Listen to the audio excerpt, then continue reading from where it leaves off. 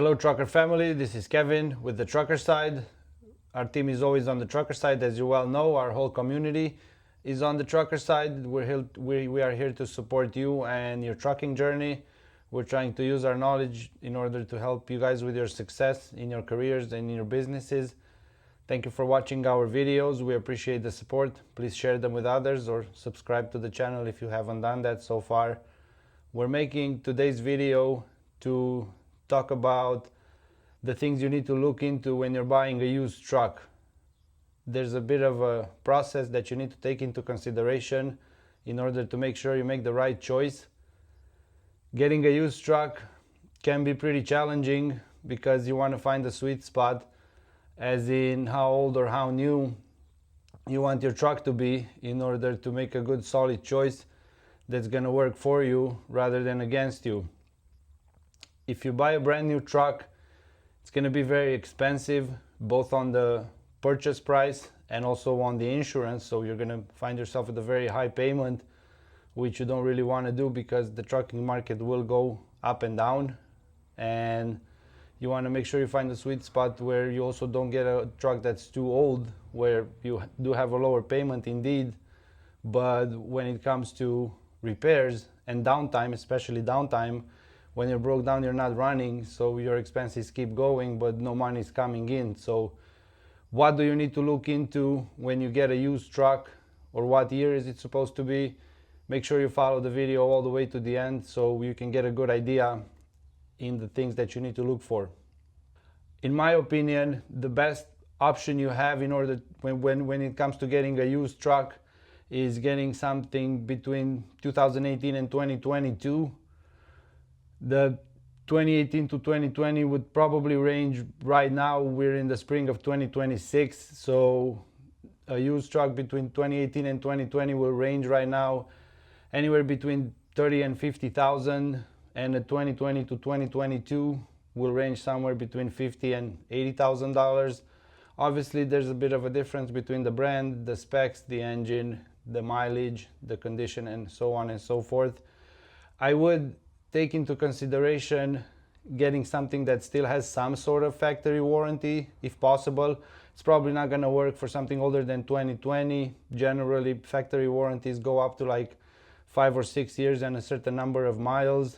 It does come with a bit of peace and comfort if you know that the major components still have warranty for you for another 6-8 months or a year the moment you purchase the truck, but it's also going to come with a higher cost.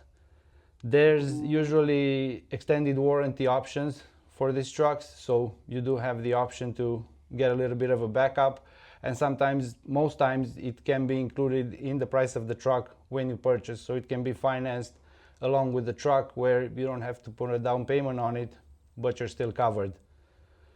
These trucks in this range of years, they're generally modern enough where they're comfortable for you, they're emission compliant. The emission compliant is a gray area right now because of the changes that the industry is going through, so it's not necessarily a must, but I would still consider getting something with good emissions rather than having to work on the system later on and do a lot of repairs. And they're still not too old where they're not reliable, so they still have life in them with the proper maintenance. These trucks in this range of years can still be a very good tool as long as you stay up on your maintenance game. So that's what I would look into depending on the finances and budget that you work with. These are the years where you want to look because that's going to be the sweet spot for a good used truck to get your owner-operator career going. As in engine options, I'm just going to say my opinion because I do believe that there's very good options out there. I don't think there's one engine that is the best. I think they all have their pros and cons, so I'm going to talk about each and every option for a little bit. I'll start off with Cummins. Cummins engines are the most common. It's easy to see that they're the most common because all manufacturers put Cummins engines as an option in their trucks. I'm not sure about newer Volvos, they might have stopped with that, but other than that, everybody has the option for Cummins engines. Another benefit that comes with that is you'll find parts everywhere. So whether you're broke down close to a Freightliner dealer, International, Peterbilt, Kenworth, Volvo or whichever brand it is, you are going to find parts for the Cummins engines. Whereas if you have a Volvo engine, for example, then you can most likely only get parts at a Volvo dealer. So you're going to be a little limited when it comes to parts inventory when you encounter problems. So that's why I'm saying Cummins. I would say Cummins first. Yes, it's not the most economic if we're going to talk about a con, but it is the most common. It is the most spread around. People will have the tools, the knowledge, and the parts to fix it everywhere. So that is a major advantage. I would say the second one that I would go with personally is the Detroit engine. Detroit engines are very, very economical, so that's something we got to give them. I don't think anybody is able to beat their mileage per gallon. Maybe Volvo is getting close, but again, I do think that's one of the pros of the Detroit engine. They're strong, reliable engines, but they are a little niche. They only come in Freeliners and Western Stars, so if you have problems and you're not in the vicinity of one of these dealers, you might not be finding parts, or shops might not have the software to work on them, which is also very important. So keep this in mind when you make your choice. Volvo engines, they're very quiet, they're very comfortable, they are fairly strong, they have good mileage, but again, the same problem just like Detroit. You're going to run into situations where you need parts, there's no Volvo or Mack dealer around, and parts might not be there for you. They might be a distance away or a day or two away, so you want to make sure you see this coming ahead of time, because it can be quite a headache if it happens at the wrong time. Then there's other options. I don't really want to get into details because they're not my favorites. Mostly not because they're not good. I do think they're competitive, but I feel like the major problem with them is they are very specific when it comes to software and parts. And because of that, a lot of mechanics don't have the right tools or the softwares. So sometimes with an engine that is less common, there's higher chances that you go fix it at a dealer rather than having the option to have work done on it in a smaller shop. So make sure to keep that in mind. These trucks are going to be cheaper on the purchase cost generally if you buy the same truck. Let's take a Kenworth for the sake of the conversation. Kenworth with a Packard engine versus a Kenworth with a Cummins engine is going to come with a different price tag, and that's because of the convenience that you have later on in maintaining that engine or not. So make sure you keep this in mind and make the right decision when it comes to the engine that you're going to get on your truck. Then, as a rough mileage benchmarks, milestones, I would consider under 400,000, the truck is probably going to be more expensive. So you are going to pay way more. It is going to come with more warranty, so you have that working for you. But that higher payment, depending on every situation, I don't know if it's the best way to go. This is something you have to choose for yourself. Anywhere between 500 and 650,000 miles, or 450 and 650,000 miles. That's a good balance between the price you purchase it for and the cost it's going to take you later to maintain it.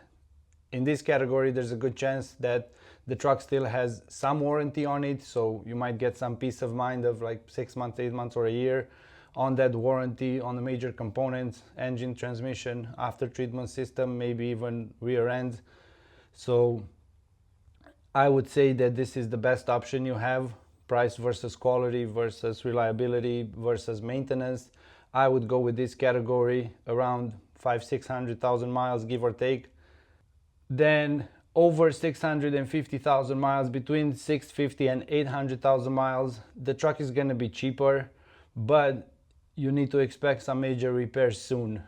Maybe not an engine or a transmission, but any other components around the engine most likely are going to fail at some point soon. So you want to make sure you have this on your agenda and you see this coming around the corner, so you can prepare for it financially, so you can put it in your mindset that at some point you're going to have some downtime and some repairs, and you need to make sure your maintenance account is ready for that.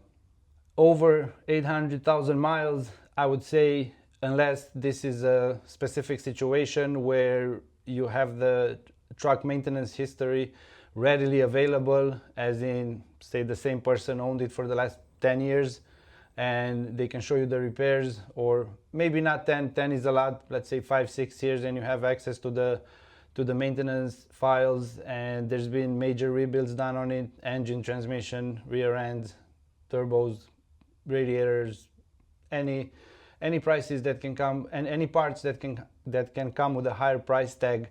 You want to make sure you have an idea on what those are, because otherwise you might get in a situation where you buy a truck and 3 months later you're out of service, out of business, and that is one thing you want to avoid at any cost. Then we're going to talk about some red flags that you want to make sure you're aware of, and I would say if you see any of these red flags, just walk away. Do not gamble on them, because that's not going to be that's not going to be a winning bet.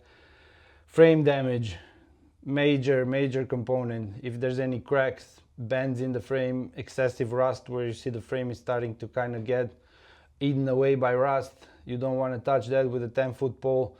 If it's been in accidents and you see major curves, bends, or anything like that in the frame or the cross members, you want to make sure you stay away from that. Then excessive idling. If the engine has a bad hours versus miles ratio, that's a red flag. It means that the truck has been sitting idling a lot. No truck likes to idle. They're not made for that. They are made to run. So if you don't have a good ratio of like 2 or 3 per 1, if you calculate the miles versus the hours, look into the formula a little better so you understand exactly what I mean, if this doesn't make sense, because you will understand. If the engine has low miles and high hours, then it means it probably set idling a lot. Some of the trucks that have a PTO will do that because they need the main engine running while they're using the PTO. So not necessarily a bad truck, but something I would kind of stay away from, because on the long run you're gonna have more problems with that engine rather than one that has half the hours or 60% of the hours. So make sure you keep that in mind. I would inquire also about maintenance records. Now, if you're buying a truck from a dealer that gets their inventory from a large fleet, they're probably not going to be available, but you always want to ask. You never know if you don't ask. If it's a truck that's been owned by an owner-operator and he doesn't have maintenance records, that to me is a huge red flag. An organized owner-operator that took care of his equipment will be able to show you every receipt that he used on that truck, whether it was a tube of grease or an engine overhaul.